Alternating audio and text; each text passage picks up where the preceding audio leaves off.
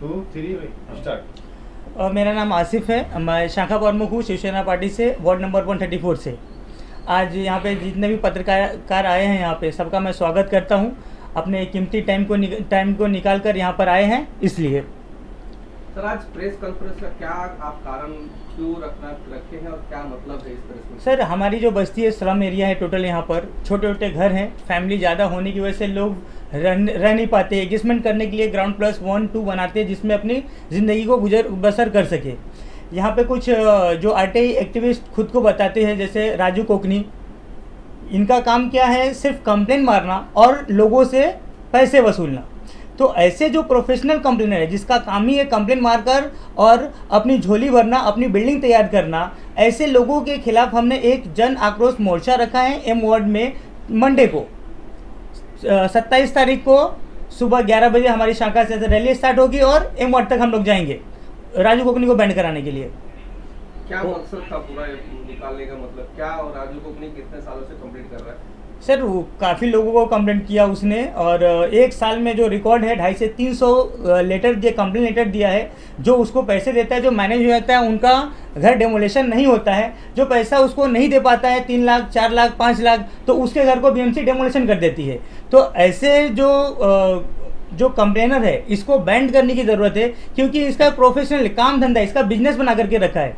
क्योंकि उसके खुद के पास में 4 रूम है जो ग्राउंड प्लस 3 4 है। बीएमसी उसके ऊपर कोई कार्रवाई नहीं करती है। अगर वो लीगल है तो फिर वो दूसरे की बात करे ना, जिसके खुद के घर लीगल नहीं है वो दूसरे की घर तोड़वाने की बात करता है। तो ऐसे जो कंप्लेनर है इस पर पूरी तरीके से बैन होना चाहिए। कहीं ना कहीं ऐसा लग रहा है कि पुलिस वाले और बीएमसी के अधिकारी भी इसमें मिले हुए हैं, आपका क्या कहना है? जी बिल्कुल, बीएमसी के अधिकारी मिले हुए इसलिए सब काम हो रहा है। अगर वो नहीं मिलते तो इतना बड़ा काम कर ही नहीं सकता है। वो उनका पूरा सहयोग है, साथ है बीएमसी का। बीएमसी के बगैर साथ के इतना बड़ा काम नहीं हो सकता है। राजू कोकनी के खिलाफ आपने कहाँ पे अभी तक कंप्लेंट? अभी हमने म्यूनसिपल कमिश्नर से लेके सबको सीएम आवास पर भी दिया है, मुख्यमंत्री साहब को भी दिया है हमने कंप्लेंट। और हमने मांग किया है उसकी जो प्रॉपर्टी है उसका कोई बिजनेस नहीं है, उसके पास में पैसे कहाँ से आए, उसके पास में 4 जो ग्राउंड प्लस 3 4 जो रूम है ग्राउंड प्लस 3 4 बने हुए, वो पैसे कहाँ से आए हैं, उसके घर का मेंटेनेंस कहाँ से चल रहा है, वो सबकी जांच हो और उसके ऊपर कार्रवाई होनी चाहिए। कितने लोग आपके साथ इस मोर्चे में शामिल होने वाले हैं और क्या इसका मतलब वहाँ जाने के बाद आप क्या करने वाले हैं? हमारी डिमांड इस मोर्चे में तकरीबन 500 से 600 लोग रहेंगे और हमारी डिमांड यही होगी, राजू कोकनी के जितने भी कंप्लेन है उस पर किसी भी रूम पे कार्रवाई नहीं होनी चाहिए। उस पर कार्रवाई करने से पहले जो उसके जो रूम है जो ग्राउंड प्लस 3 4 बने हुए हैं, पहले उस पर कार्रवाई हो, उसके बाद ही उसके कंप्लेन पर कहीं और कार्रवाई होनी चाहिए। सर, आपने अभी तक अपने वरिष्ठों को जिस तरह से उप मुख्यमंत्री साहब है, आपके विभाग प्रमुख है या उप विभाग प्रमुख है, उनसे अभी तक आपने शिकायत की है उसकी? जी, हमने लेटर भी दिया है, हमारे मुख्यमंत्री साहब का, उप मुख्यमंत्री साहब का लेटर भी है और वहाँ से भी एम वार्ड को लेटर आ चुका है उस पर कार्रवाई करने के लिए। और राजू कोकनी की जो खुद का जो कंप्लेन है, जो उसके घर पे अल्ताफ खान जो एडवोकेट है उनकी तरफ से किया गया था, देखिए सारे पीजी की कॉपी है, इतने अटेंड किए हुए हैं, सिर्फ रिमार्क में कार्रवाई, लेकिन अभी तक नोटिस तक इश्यूज नहीं किया है, उसके ऊपर कोई कार्रवाई नहीं हुई है। ये सारे पेपर पीजी के अटेंड किए हुए हैं। क्या वजह रही है होगी ऐसी कि कार्रवाई नहीं हो रही? क्योंकि बीएमसी की साठगांठ है, मिलीजुली भगत है। अगर उस पर कार्रवाई हो जाएगी तो फिर उनका जो रोब है, जो दहशत का माहौल बना कर रखे है लोगों में, वो खत्म हो जाएगा ना। तो इसमें बीएमसी को कहीं ना कहीं फायदा है। उसके नाम पे कंप्लेन करके बीएमसी मोटी रकम वसूलने का काम कर रही है। ये संबंधित सर आपके वार्ड का है कि पूरे बीएमसी का 15 वार्ड? पूरे बीएमसी नहीं, हमारे मानपुर शिवाजी नगर असेंबली की हम बात कर रहे हैं। अच्छा, उस मोर्चे में कौन लोग आने वाले, कॉन्ट्रैक्टर लोग आने वाले, आम जनता नहीं, आने वाले? इस मोर्चे में हमारे शिवसेना पार्टी के सब लोग रहेंगे, जनरल पब्लिक रहेगी। कॉन्ट्रैक्टर वगैरह से हमारा कुछ कॉन्टैक्ट नहीं, उन लोगों का कुछ भी इसमें रोल नहीं है। सर, स्लम का जीआर कुछ मालूम है इसके बारे में, कितना फुट बनना चाहिए क्या? सर, स्लम का जो जीआर जो दिया हुआ था, ये बहुत पुराना कानून बना हुआ है। जब आबादी कम थी, यहाँ पर लोग कम थे, जगह थी। आज आबादी इतनी बढ़ चुकी है, जगह नहीं लोगों को रहने के लिए, जिसकी वजह से लोग मजबूरी में बनाते हैं। जो घर बनाते हैं वो हेवी पर मार के, उधार लेके, कर्जा में करके वो अपने घर को बनाते हैं। और राजू कोकनी जैसे जो कंप्लेनर है वो उनसे 5 लाख 3 लाख ऐसे डिमांड करते हैं। जो उसकी डिमांड पूरी करते हैं वो तो ठीक है, जो नहीं करते उनका घर वही डेमोलेशन होता है, जो अभी तक हम लोगों ने मानपुर शिवाजी नगर में देखते हुए आए हैं। सर ऐसा कोई आपके पास घर का शिकायत है कि आपसे वो रोजी पोपली पैसा मांगा है, ऐसा कोई शिकायत है? सर वो कैसा है, अपना एविडेंस नहीं छोड़ता है। अगर वो पैसे की उसको ज़रूरत नहीं हो तो पूरे शिवाजी नगर में आप उसके जो ट्विटर चेक करेंगे ना, कोई ऐसा घर जो बन रहा है उस पर उसका कंप्लेंट नहीं होता है। तो कंप्लेंट करने का मकसद क्या होता है, इंटेंशन पैसा ही है। जैसे दिल्ली हाई कोर्ट का जो जजमेंट आया था 18 सितंबर का, जिसमें डीएमसी ने ऑलरेडी उस बिल्डिंग पे कार्रवाई किया था, 3rd फ्लोर का जो स्लैब है उसको तोड़ दिया था। फिर जो कंप्लेनेंट था वो जाता है दिल्ली हाई कोर्ट, PIL ये किया था, पिटिशन फाइल किया था।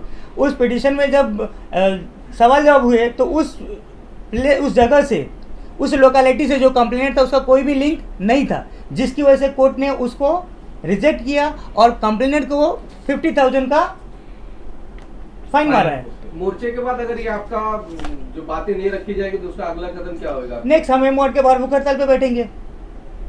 तो किस तरह का संदेश देंगे यहाँ की जनता को, क्योंकि मोर्चे में आके शामिल हो आपके साथ? मैं मानपुर शिवाजी नगर के सभी लोगों से अपील कर रहा हूँ इस मोर्चे में ज़्यादा से ज़्यादा तादाद में आए, क्योंकि यहाँ पे जो रहने वाले स्लम एरिया है, झोपड़पट्टी है, यहाँ पे गरीब लोग मतलब बाहर से आकर बसे हैं, दो रोटी कमाने के लिए यहाँ पर आए हैं और बहुत मुश्किल से पैसे जमा करके अपने आशियानों को बनाते हैं।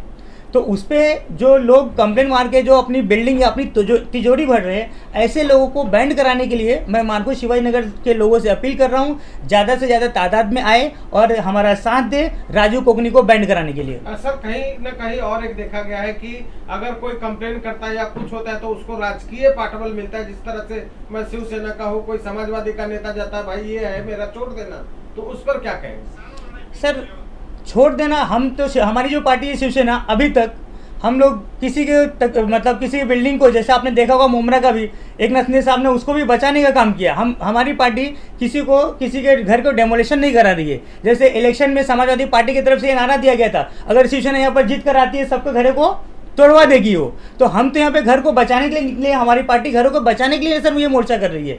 जैसा आपने बताया कि राजू कोकनी जो है किसी भी तरह का एविडेंस नहीं छोड़ता है, तो किस तरह से आप उससे फाइट सर करेंगे? उसके जो टीम है वो ट्विटर पे पहले कंप्लेंट मारता है, ट्विटर पे डालता है, फिर उसके जो दूसरे 3rd पर्सन लोग हैं जो मतलब अलग रख करके वो जाके उसको सेटअप करते हैं, मतलब लोगों को अलग अलग पाल के रखा है ताकि डायरेक्टली उनके खिलाफ कोई एविडेंस जमा ना हो सके। तो आप किस तरह का आरोप लगा रहे हैं कि सर 3 से 4 लाख रुपए लेता है?